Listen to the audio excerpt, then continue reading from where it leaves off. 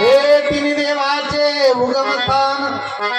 आकार तो ब्रह्मा उकार विष्णू मकार महेश जाणीला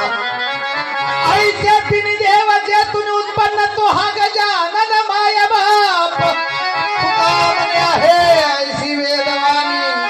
आणि पहावे पुराणी व्यासाची त्या श्रीकांताला वंदन करून माझे सद्गुरू दादासाहेबांचे नतमस्तक होऊन भारुडाच्या कार्यक्रमाला सुरुवात करण्यापूर्वी किल्लारीवाडी